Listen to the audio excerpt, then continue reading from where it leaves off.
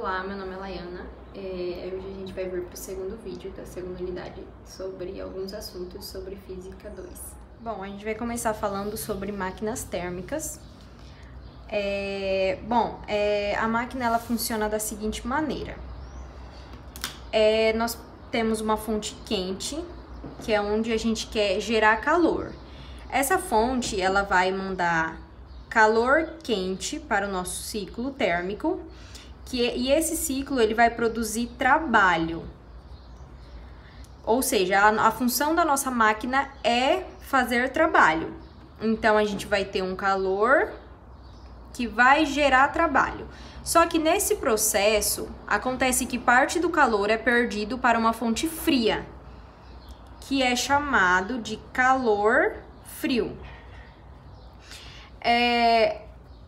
A gente vai olhar aqui, a gente vai ver que para calcular essa quantidade de calor quente, a gente vai precisar de uma conservação de energia, onde o calor quente ele vai ser a soma do calor frio mais o trabalho.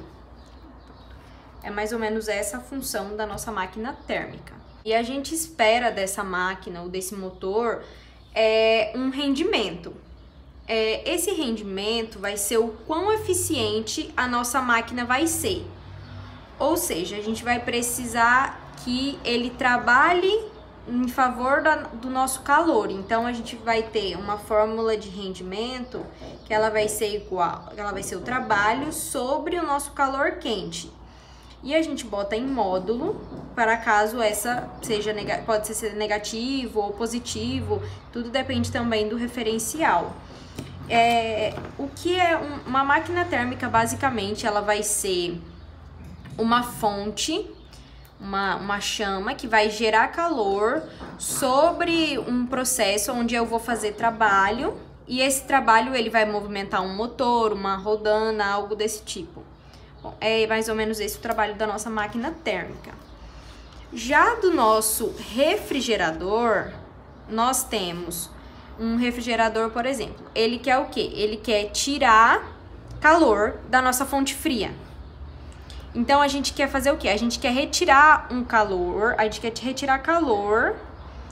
da fonte fria, né? Ou seja, por exemplo, uma geladeira. A geladeira ela já é fria, então a gente quer tirar o quê? O calor que ainda tem nela.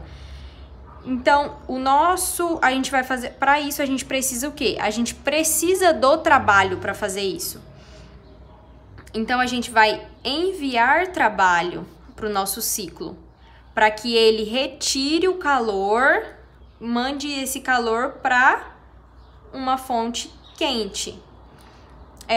Ou seja, a gente vai ter, por exemplo, atrás da geladeira, uma fonte de calor, que é para onde todo esse calor quente ele vai. Logo, a gente vai ter uma equação aí de calor, que o calor quente ele vai ser igual ao calor frio mais trabalho. Ou seja, aqui a gente usa o trabalho sobre o nosso ciclo, para que o trabalho, ele, por exemplo, a tomada. Então, isso difere o que do motor? Isso difere que, em vez da gente ter um rendimento, a gente vai ter um coeficiente de desempenho. Ou seja, a gente quer que ele tire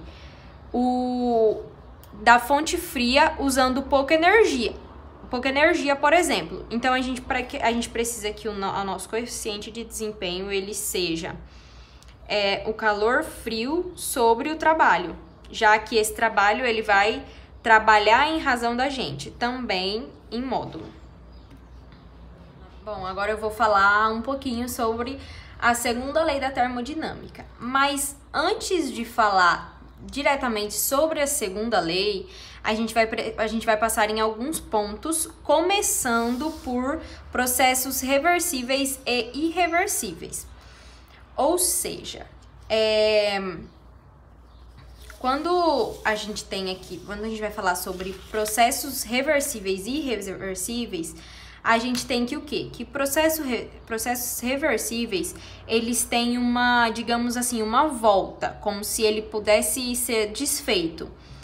E eles são processos que, quando eles conseguem ser feitos, eles são bem lentos. Apesar dos processos reversíveis ser bem raro, pode acontecer, mas é um processo que demora muito tempo. Já o mais comum que nós temos são os processos irreversíveis, onde não há como a gente voltar atrás.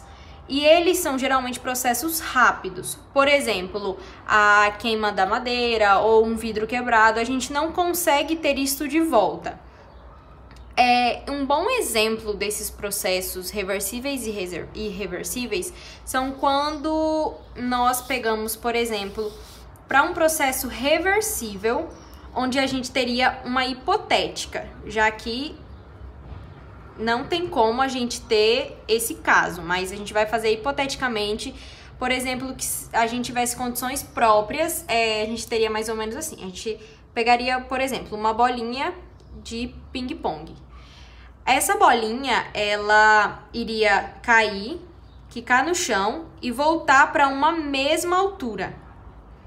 Isso seria um processo reversível, já que na volta, se a gente fizesse a volta desse processo, a gente teria o mesmo resultado.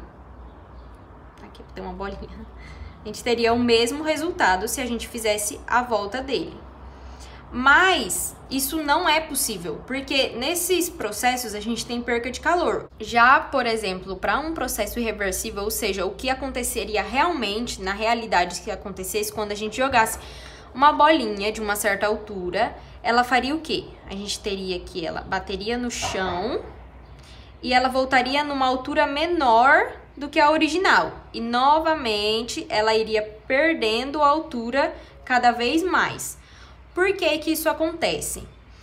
Porque ao bater no chão, ela perde energia. Seja pelo momento em que ela bate no chão, que ela faz um som, isso a gente perde também energia pelo som, ou pelo atrito, onde a gente perderia calor. Então, se a gente fosse tentar fazer o reverso disso, a gente teria uma bolinha baixa, que quica no chão e volta numa altura maior. E esse processo acontece de novo. Ou seja, não tem como, porque a gente não tem como cada batida dela gerar mais energia para ela.